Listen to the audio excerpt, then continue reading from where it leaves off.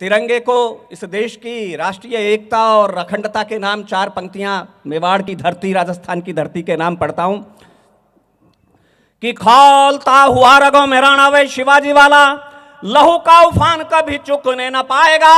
खौलता हुआ रगों में राणावै शिवाजी वाला, लहू का उफान कभी चुकने न पाएगा। पन्ना धाय हाड़ा रानी का ये बलिदानी देश, कुर्बानी में कलेजा दुखने न पाएगा। पन्ना धाय हाड़ा रानी का ये बलिदानी देश, कुर्बानी में कलेजा दुखने न पाएगा।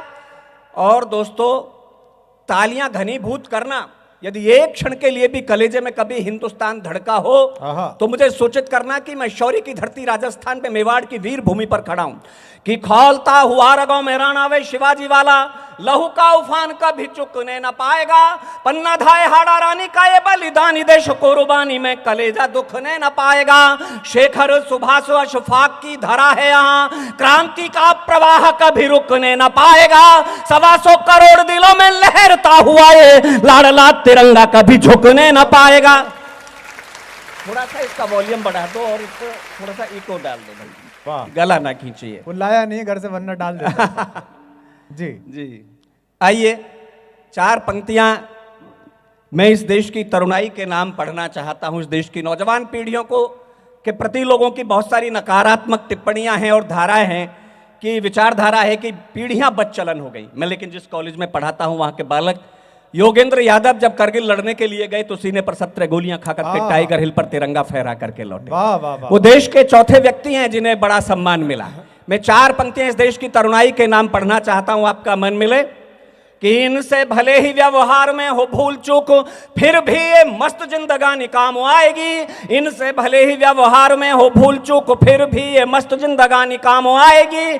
कभी कभी मानी और कभी नहीं मानी वह की है जो इन्होंने मनमानी काम आएगी। कभी कभी मानी और कभी नहीं मानी वह की है जो इन्होंने मनमानी काम आएगी। जब जब कंस शिशुपाल के बढ़ेंगे पाप, जब जब कंस शिशुपाल के बढ़ेंगे पाप, नटखट कृष्ण की कहानी काम आएगी। देश को जरूरत पड़ेगी जब खून की तो लड़सी यही नौजवानी काम आएगी। तब देश इन्हीं बेटों की तरफ देखेगा। बहुत अच्छे दोस्तों, चार पंक्तियां अभिमन्यु चक्रव्यूह का सप्तम द्वार नहीं भेद सके, इसमें अभिमन्यु का कोई दोष नहीं था।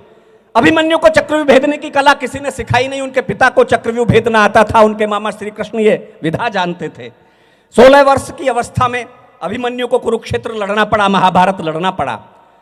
मैं मातृशक्ति बैठी हुई है, सपना सोनी मंच पर बैठी हुई है, मैं पंक्तियां सौंपता हूं। स्वागत है कि डॉक्टर साहब। शिशुओं ने सिंहों के जो दांत गिन के लिखी है, खो ना जाए शौर्य की कहानी इस देश की। शिशुओं ने सिंहों के जो दांत गिन के लिखी है, खो ना जाए शौर्य की कहानी इस देश की।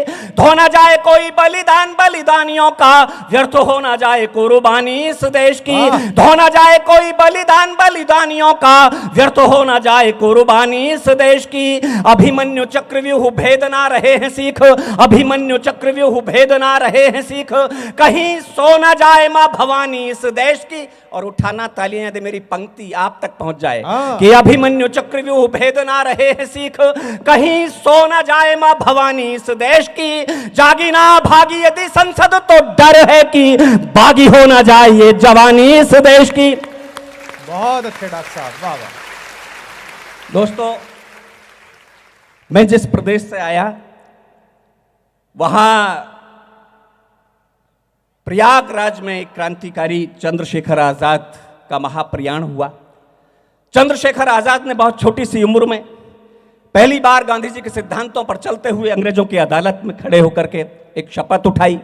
15 बैतों की सजा मिली, बदन के कपड़े फट गए तो बदन पर कपड़े नहीं पहने। इस मुल्क की मिट्टी को मुट्ठी में लिया, एक शपथ लिए, घोषणा की कि ब्रिटानिया सरकार के कारखाने में कोई बुलेट ऐसी नहीं ढली जो आजाद के सीने में उतर सके। ब्रिटानिया सरकार के कारखाने में कोई कंक्रीट ऐसा नहीं बना जिससे बनी जेल में आजाद को कैद रखा जा सके। आजाद आजाद जिया, आजाद मरेगा, इस संकल्प का निर्वाह जिस क्रांतिकारी, जिस नौजवान ने 27 फरवरी 1931 को प्रयागराज के अल्फ्रेड पार्क में हजारों अंग्रेजों से अकेले शेर की तरह मुठभेड़ करते हुए अपने माउजर की अंतिम गोली से अपने मस्तक पर प्रहार करके अपना हंसता हुआ जीवन पुष्पमा भारती के चरणों में समर्पित कर दिया, उन्हें प्रणाम करते हैं। बहुत अच्छे। कि शिशुओं ने सिंहों के जो दांत गिन के लिखिए, छोटी सी उम्र में ही कर गई बड़े काम, ध्रुव नचिकेता प्रहलाद जैसी जिंदगी, छोटी सी उम्र में ही कर गई बड़े काम, ध्रुव नचिकेता प्रहलाद जैसी जिंदगी, जन्म से नगण्य किंतु कर्म से प्रणम्य बनी, शबरी जटायु व निषाद जैसी जिंदगी, जन्म से नगण्य किंतु कर्म से प्रणम्य बनी, शबरी जटायु व निषाद जैसी जिंदगी, डायर के सीने में उतार गोली ऊधम से, डायर के सीने में उतार गोली ऊधम से, सीना तान के जियो फौलाद जैसी जिंदगी, जीते जी फिरंगी सरकार जिसे छू न सकी, जीते जी फिरंगी सरकार जिसे छू न सकी, धन्य चंद्रशेखर आजाद जैसी जिंदगी। जी जी, अब मुझे लगा कि मैं मेवाड़ में शौर्य की धरती क्या पर बात है खड़ा हूं। डॉक्टर साहब, वाह। 4 पंक्तियां शहीद आजम भगत सिंह के नाम पढ़ना चाहता हूं दोस्तों। 5 साल की छोटी सी आयु में इस देश की आजादी के लिए खेतों में बंदूकें बोदी, 23 साल कुछ महीने की उम्र में मेरा रंग दे बसंती चोला गाकर के हंसते हंसते फांसी का फंदा चूम लिया। वो मां कैसी होगी जिसने भगत सिंह को जन्म दिया। उस विद्यावती मां की कोख को सल्यूट करते हुए 4 पंक्तियां पढ़ने का मन है भगत सिंह के नाम। अंग्रेजों को ना भगत सिंह की जिंदगी से डर लगा, अंग्रेजों को भगत सिंह की मौत से भी डर लगा। इसलिए जो फांसी की तिथि 24 मार्च निर्धारित की गई थी 1931 में, उससे पहली रात को 23 मार्च को रात को फांसी देकर के अधजले शव सतलज की लहरों में प्रवाहित कर दिए। फिरंगी सरकार को यह डर था कि हिंदुस्तान की नौजवान बागी विप्लवी क्रांतिकारी पीढ़ियां भगत सिंह को जेल तोड़ करके आजाद न कर ले जाएं। तब मैं पंक्तियां पढ़ना चाहता हूं, आपका मन मिले कि शौर्य सिंधु का विराट ज्वार थे भगत सिंह, जिसमें फिरंगियों की नाव डूब जानी थी। शौर्य सिंधु का विराट ज्वार थे भगत सिंह, जिसमें फिरंगियों की नाव डूब जानी थी।